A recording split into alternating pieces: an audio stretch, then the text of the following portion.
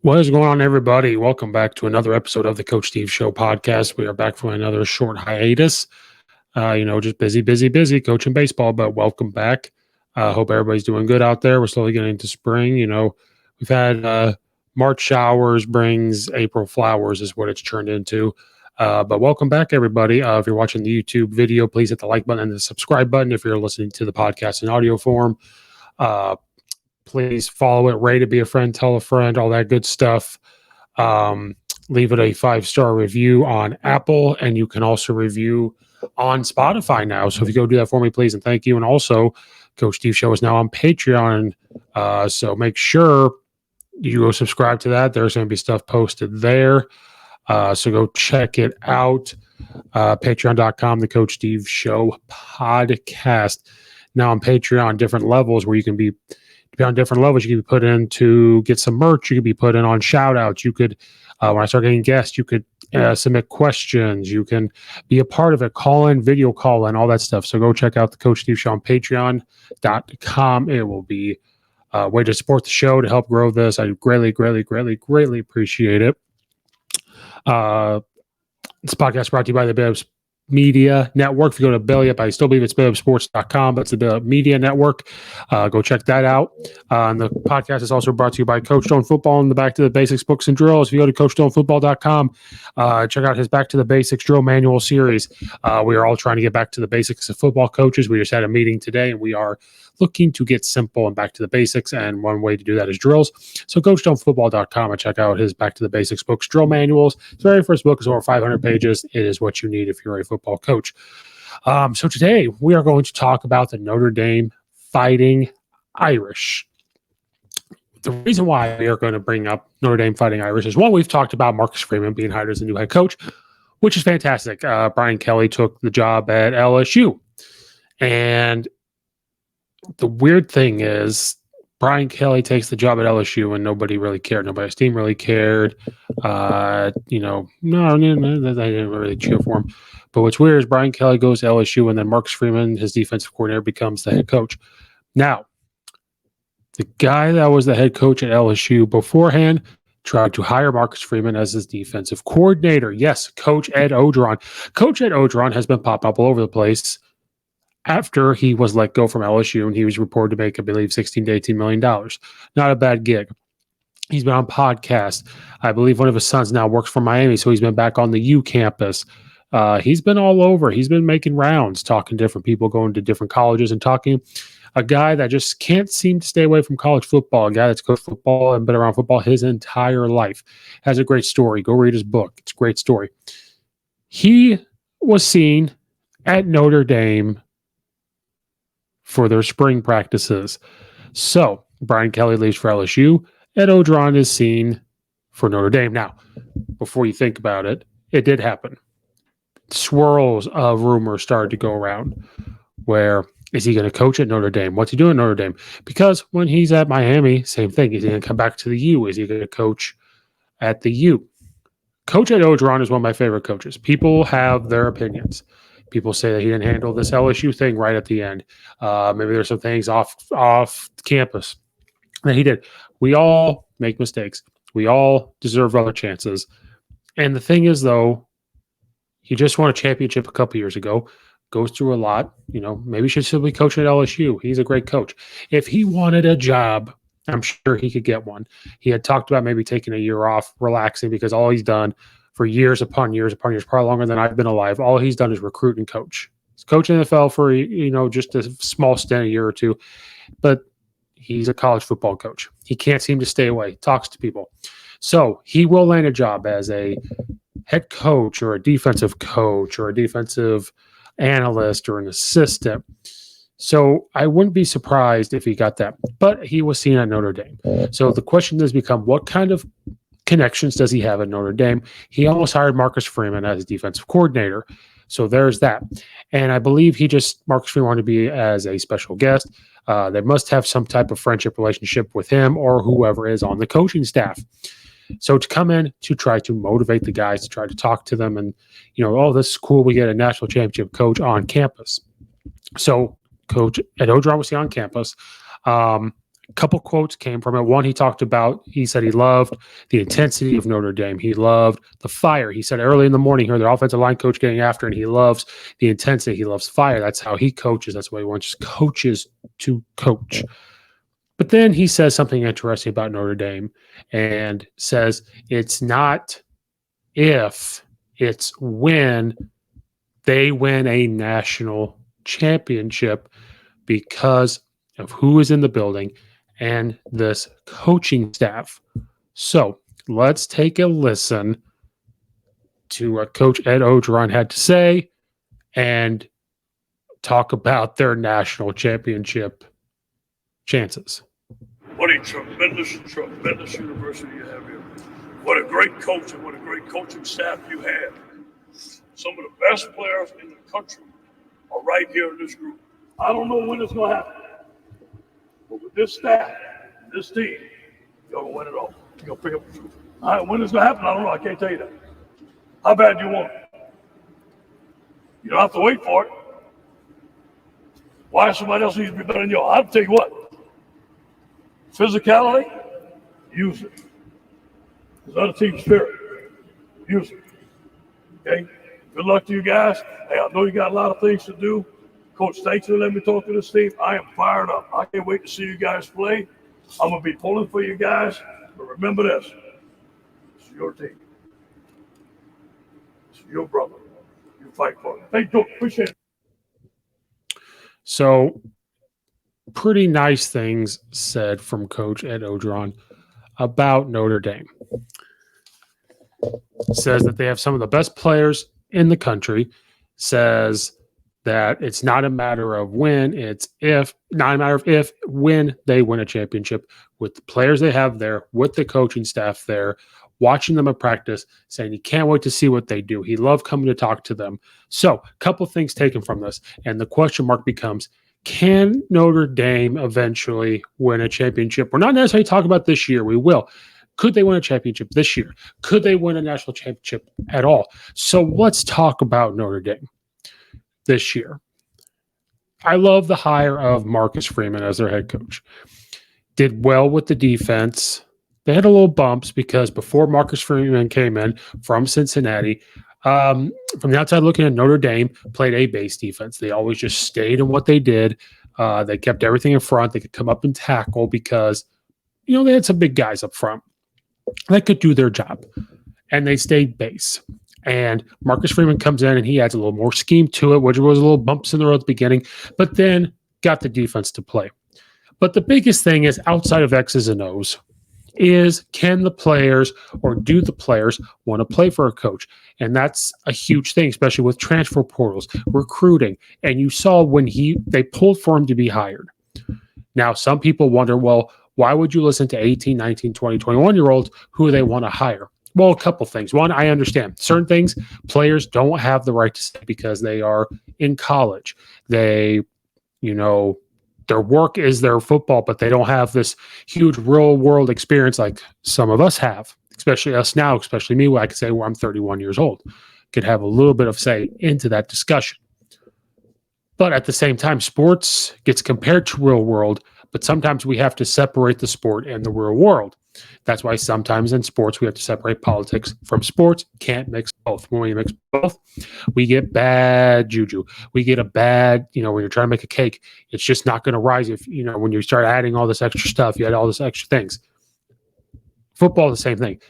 Sports can't do that. So when players say, we love this guy, we love playing for him, we love the fire, we would love for him to lead us. And you saw when they announced him, they jumped up and down and they hugged him and they were freaking out. That showed you what they think of him, of Marcus Freeman. So you get the guy that's going to help motivate the guys to play and want them to play. And that's a huge thing outside of X's and O's. Into X's and O's, he's very well schemed. You saw it at Cincinnati, what he worked with. He's going to have, no offense to Cincinnati, should have better athletes at Notre Dame. Then you look at the coaching staff. He brought in a NFL coach as a defensive coordinator who was excited to come coach in college, kept his offensive coordinator that was there. So they're going to run the same type of things. This, all that stuff. Then you want to talk about recruiting. Okay. In 2022, Notre Dame was ranked nationally 7 in recruiting for 2022 commits, which is pretty good. Then, on this 24/7 sports, the farthest we can go is in the 2023 class. And as of right now, they're sitting at number 1. Pretty good, right? So far, if you're looking at the 2022 recruiting class with him and the 2023 recruiting class, it's pretty good. So you talk about recruits. So let's compare that to when Brian Kelly was there for his 2021. They were ranked number 9. Decent recruiting class the year before. They were 18.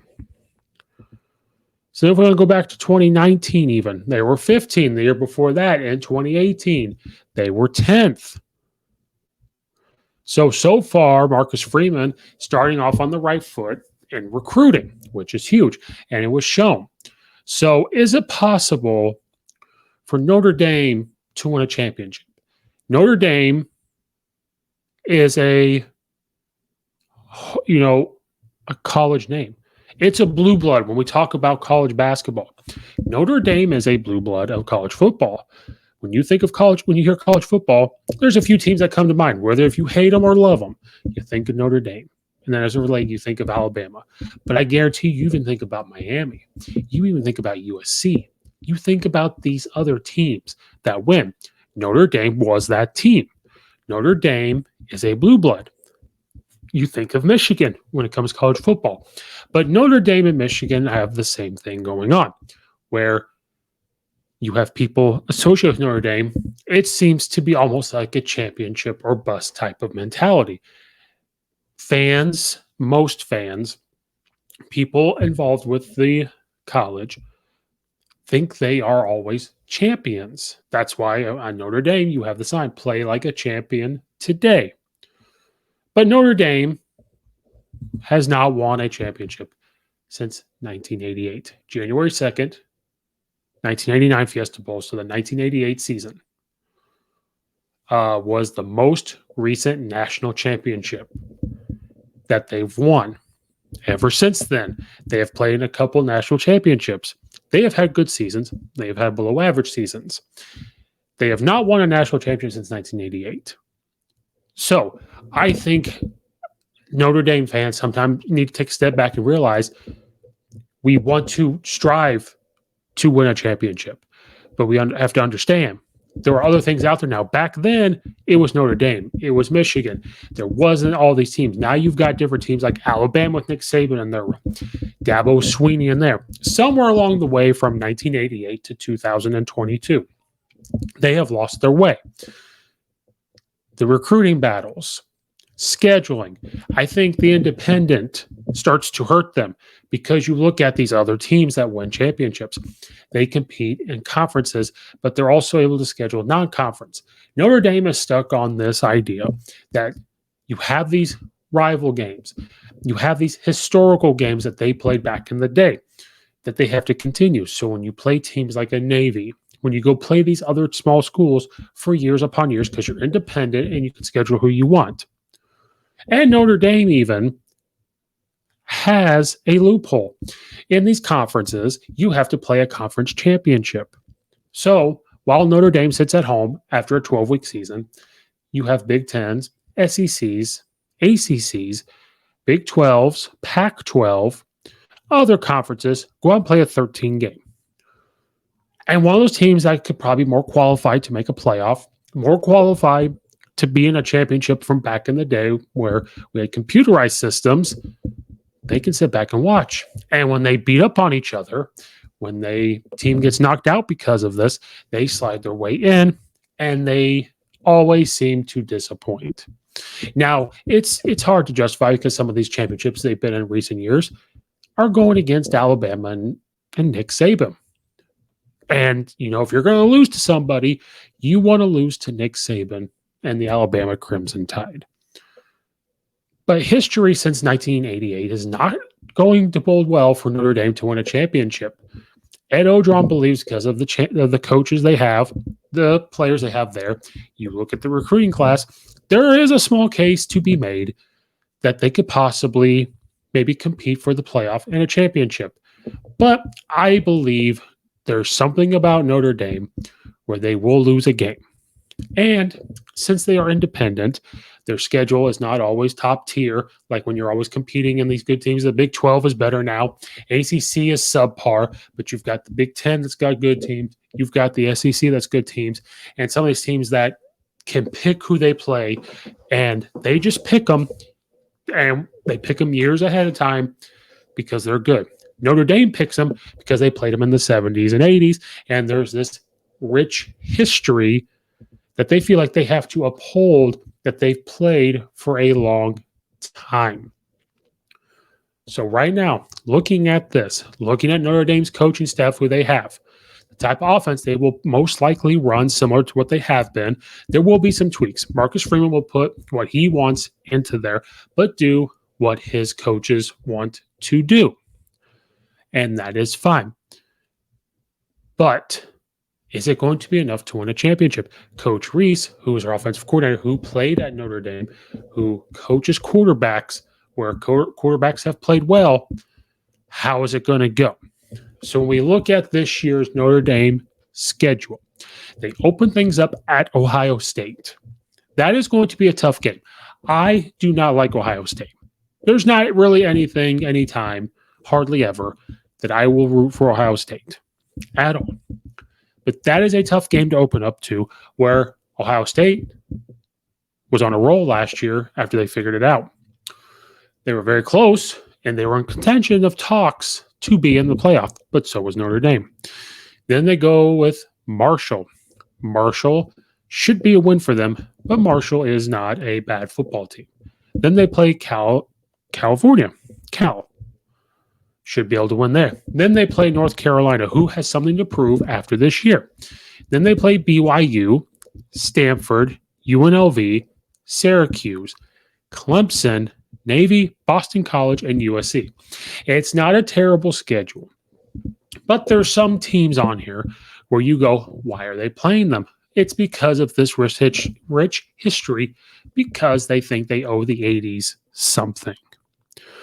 They will play Stanford because they feel like they need to. You notice how they play a lot of Pac-12 teams as well. Then you got the UNLV on there. Now that one, most teams, they schedule a team like that.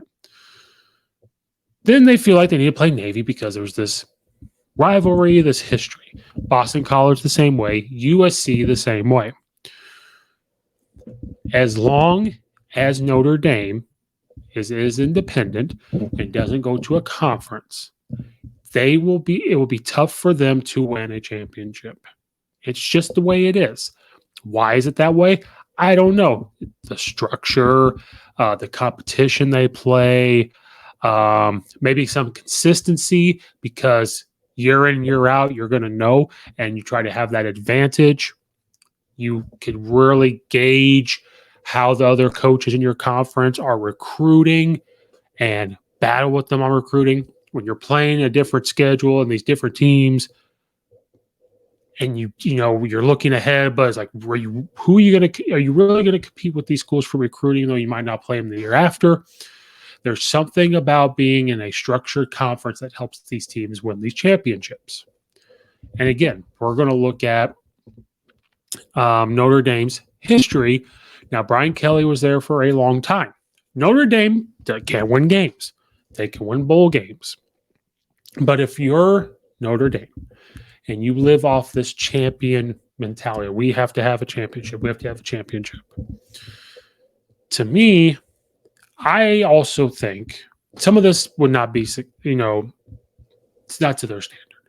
But during the Brian Kelly era, Notre Dame has also got comfortable, even before Brian Kelly, but during Brian Kelly, who got there in 2010 and left in 2021, during that time, they got comfortable winning 8 to 12 games to get to 2 national championships, but you lose to Alabama. They got comfortable because they can win games. It looks good to win games.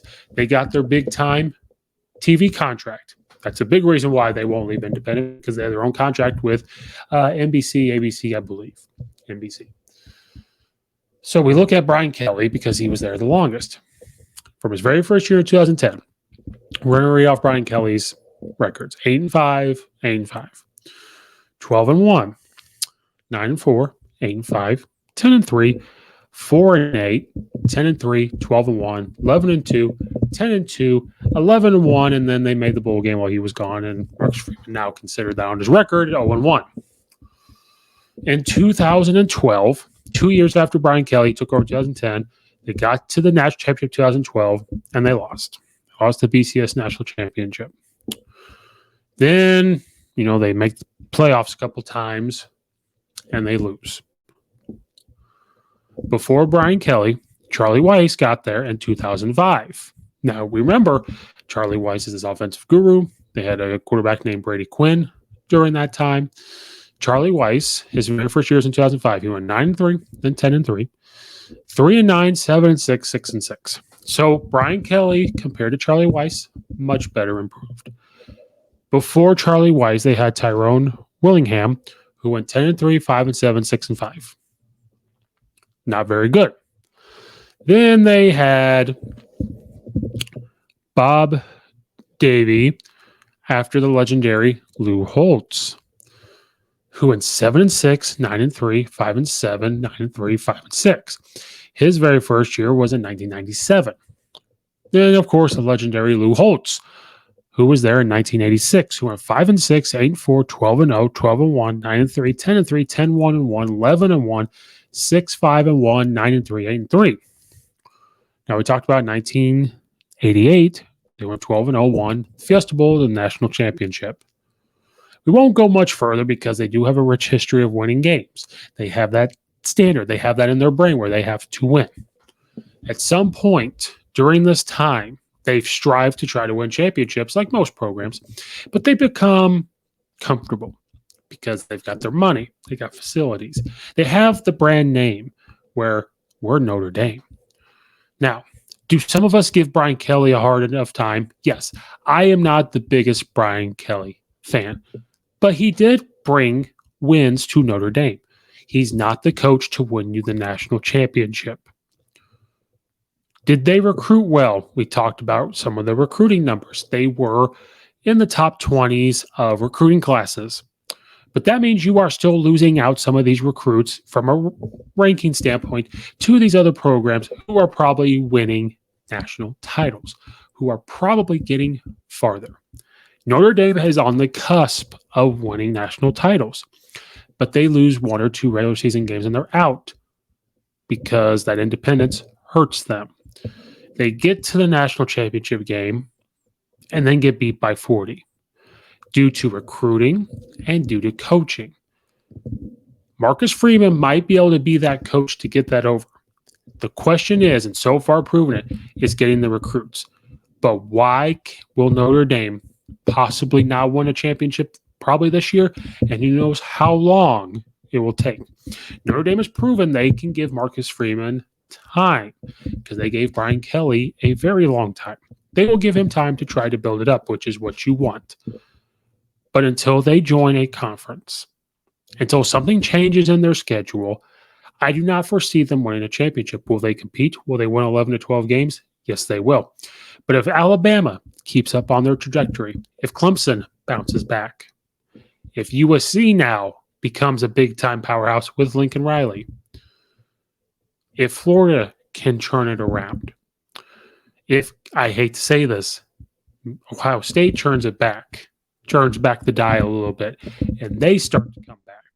If Oklahoma can continue its thing with Coach Venables now down there, all these coaching changes, if coaches like this can continue to go upwards with their programs, Marcus Freeman's going to have a tough go. Notre Dame is still a brand name, but it's not what it was in the 80s. Some people would rather go to a different school. Marcus Freeman can be that coach, though, to turn it around. But as of today, we do not see them winning a title. We have to see how they play in that first game because it all comes down to effort. Do you trust the coach? And we've checked a lot of boxes off. So should we write off Notre Dame completely? No. But something is going on in South Bend that can either go big time and they can finally dust off the rust and dust the dust off and win a title? Or are they going to continue to be a team that can recruit some good tight ends, good linemen, but then just can't pull out certain big games, and they go 11-1, 10-2, 11-2, 12-1, not get to that title game, but stay comfortable? That wraps up this episode of the Coach Steve Show podcast. Thank you guys so much for watching and or listening. Again, like and subscribe to the YouTube channel. It really helps the algorithm and gets the views out there. If you're listening to audio form, please follow it and rate it. Leave it a 5-star review if you can on Apple. Check out the Coach Steve Show at patreon.com/Coach Steve Show. Go get yourself a tier. We're going to start putting content on there. Check out all the other episodes of the podcast. Check out all the affiliates in the description below. Thank you guys again. Check out all the other episodes. Try to put more out there. Try to maybe get some guests on there so you're not listening to me the whole time. But thank you guys so much. This has been Coach Steve. This is another episode, and we are out of here.